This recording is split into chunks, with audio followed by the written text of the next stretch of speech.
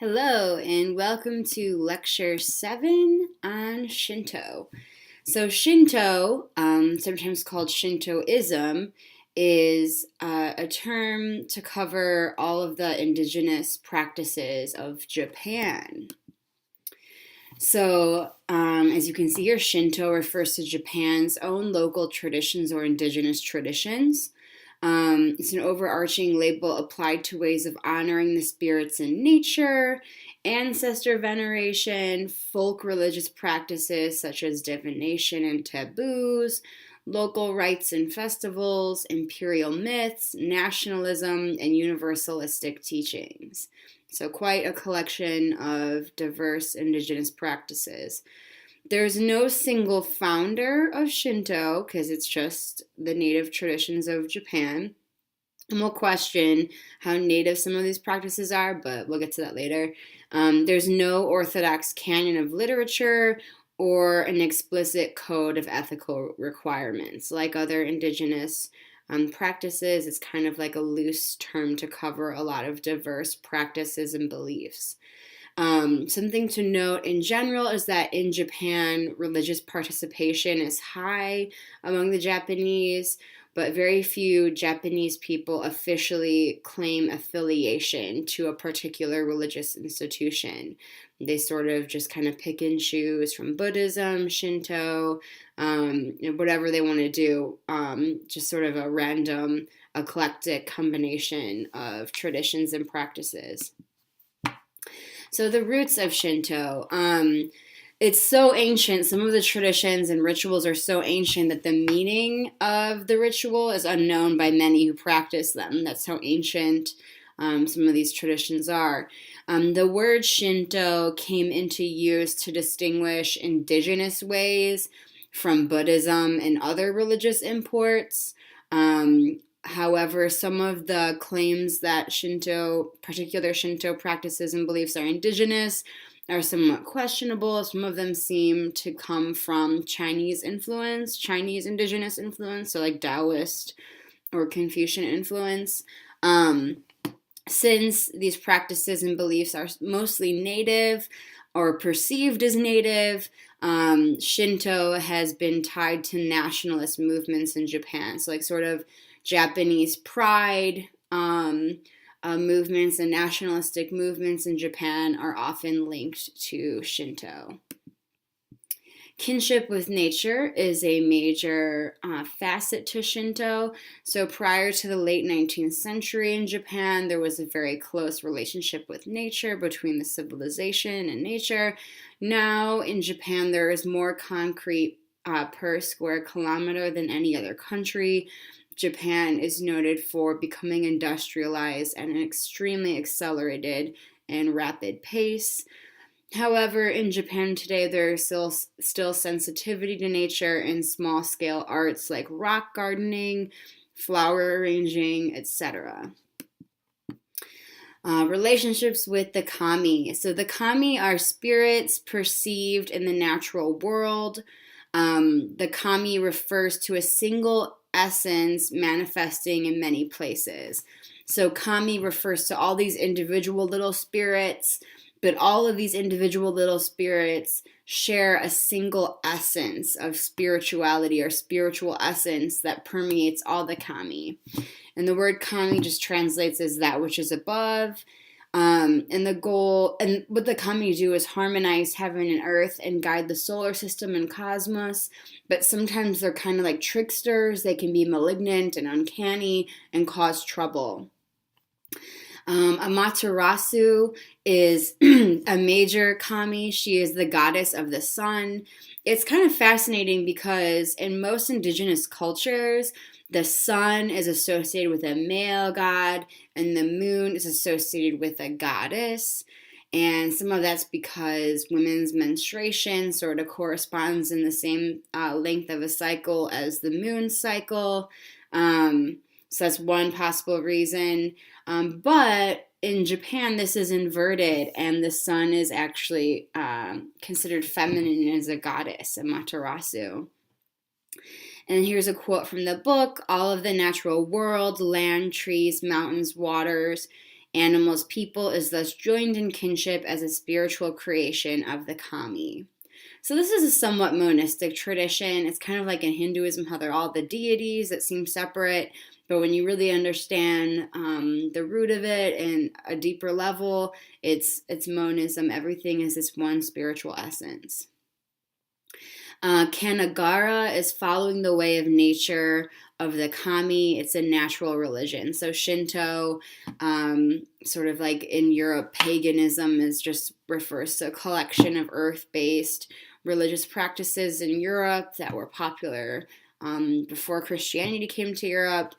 In Japan, in addition to Shinto referring to indigenous ways that involve a kinship with nature, you have the word kanagara, sort of like Japanese paganism.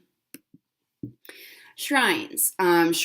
Shinto shrines may have appeared in the 6th century as a manifestation of Buddhist influence.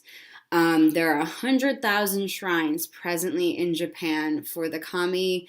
The greatest number of these shrines venerate Inari, a god of rice, who is also associated today with business. The Issei Shrine is the most important. It's comprised of 100 smaller shrines. It was created in 690 of the Common Era, so it's very old. It's the main shrine of it is for Amaterasu, and it's quite the undertaking. Every 20 years, all the wood in the shrine is replaced. And it basically requires that every 20 years they replant and destroy like an entire forest to keep up with the maintenance of this shrine. You may be familiar with the term kamikaze.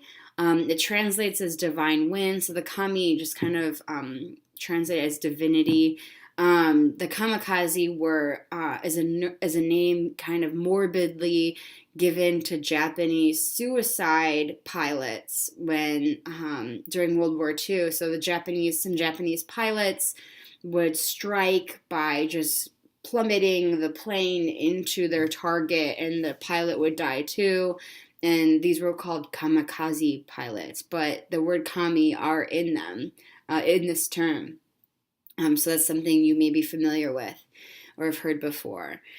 Shinto tends to be iconoclastic, meaning they're opposed to images of the divine. There really aren't pictorial images or representations of the kami.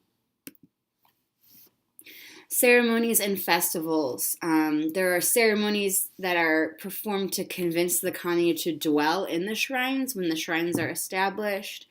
There's a priesthood within Shinto that is traditionally hereditary, so you have to be born into it. Priestesses are not uncommon. There's daily offerings at home shrines. There's festivals marking milestones in life like you would in other traditions. There are also seasonal festivals, especially since this is a nature-based tradition as an indigenous tradition. And New Year is actually the biggest festival. Purification. So in Shinto thought, ritual impurity can cause problems, even calamity. The quality of impurity is called sumi or kagare, and it can be caused by contact with low-level spirits, negative energy from corpses, negative vibrations from wicked minds, hostility towards others or the natural environment, or natural catastrophes.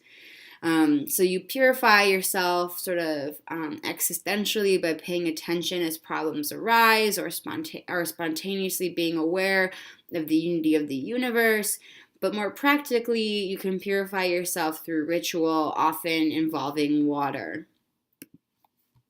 So Buddhist, Taoist, and Confucian influences. So there's Confucian influence in Shinto and in Japan in general, and that is manifest in a sort of culturally striking politeness in some of their ways of perceiving ethics. Buddhist influence can be seen because during the medieval period, kami were taught to guard Buddhist temples and were understood to be manifestations of the Buddha essence. Later, the Shinto and the belief in the kami were sort of like subservient to Buddhism in this sense, but later it got inverted, where the Buddhas and Bodhisattvas are manifestations of the kami.